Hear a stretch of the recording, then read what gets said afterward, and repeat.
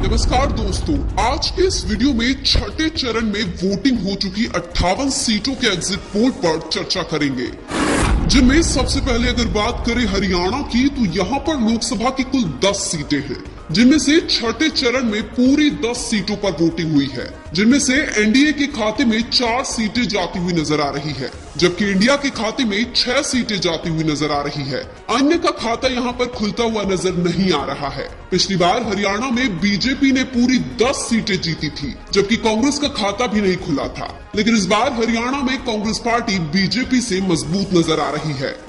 इसके बाद अगर बात करें बिहार की तो यहाँ पर लोकसभा की कुल 40 सीटें हैं, जिनमें से छठे चरण में 8 सीटों पर वोटिंग हुई है, जिनमें से एनडीए के खाते में 3 सीटें जाती हुई नजर आ रही है, जबकि इंडिया के खाते में 5 सीटें जाती हुई नजर आ रही है। अन्य का खाता यहाँ पर खुलता हुआ नजर नहीं आ रहा है। बिहार में पिछली बार एनडीए बहुत मजबूत थी, लेकिन इस बार नीतीश कुमार के बार बार दल बदलने से तेजस्वी यादव की आरजेडी को फायदा होता हुआ दिखाई दे रहा है। इसके बाद अगर बात करें झारखंड की तो यहाँ पर लोकसभा की कुल 14 सीटें हैं, जिनमें से छठे चरण में 4 सीटों पर वोटिंग हुई है, जिनमें से एनडीए के खाते में 1 सीट जाती हुई नजर आ रही है, जबकि इंडिया के खाते में 3 सीटें जाती हुई नजर आ रही है। अन्य का खाता यहाँ पर खुलता हुआ नजर नहीं आ रहा है। झारखंड में पूर्व मुख्यमंत्री हेमंत सोरेन की गिरफ्तारी के बाद यहाँ एनडीए को नुकसान होता हुआ दिखाई दे रहा है। इसके बाद अगर बात करें उड़ीसा की तो यहाँ पर लोकसभा की कुल 21 सीटें हैं, जिनमें से छठे चरण में 6 सीटों पर वोटिंग हुई है, जिनमें से एनडीए के खाते में 1 सीट जाती हुई नजर आ रही है, जबकि इंडिया के खाते में 1 भी सीट जाती हुई नजर नहीं आ रही है। लेकिन यहाँ पर अन्य के खाते में 5 सीटें जाती हुई नजर आ रही है, जिनमें ये 5 सीटें बीजेडी के खाते में जाती हुई नजर आ रही है। उड़ीसा में एनडीए और इंडिया दोनों ही कमजोर नजर आ रही है। यहाँ पर बीजेडी सबसे मजबूत नजर आ रही है।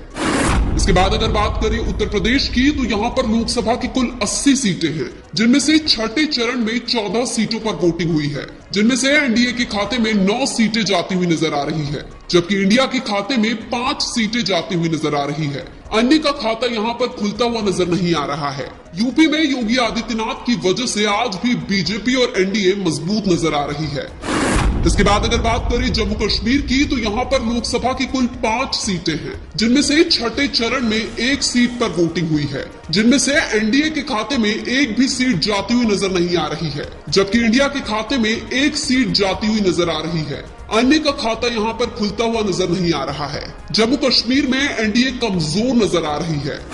इसके बाद अगर बात करें पश्चिम बंगाल की तो यहाँ पर लोकसभा की कुल 42 सीटें हैं, जिनमें से छठे चरण में 8 सीटों पर वोटिंग हुई है, जिनमें से एनडीए के खाते में 2 सीटें जाती हुई नजर आ रही है, जबकि इंडिया के खाते में 1 भी सीट जाती हुई नजर नहीं आ रही है। लेकिन यहाँ पर अन्य के खाते में 6 सीटें जाती हुई नजर आ रही है, जिनमें ये 6 सीटें टीएमसी के खाते में जाती हुई नजर आ रही है। पश्चिम बंगाल में भी एनडीए और इंडिया दोनों ही कमजोर नजर आ रही है।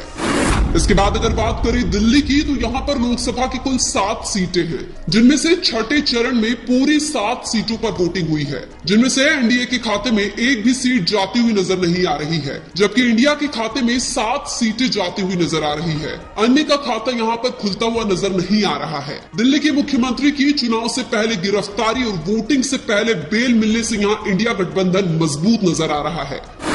अगर ओवरऑल छठे चरण की 58 सीटों की चर्चा करें तो एनडीए के खाते में 18 से 20 सीटें जाने की संभावना है, जबकि इंडिया के खाते में 27 से 30 सीटें जाने की संभावना है। इसके अलावा टीएमसी के खाते में 6 सीटें जाने की संभावना है।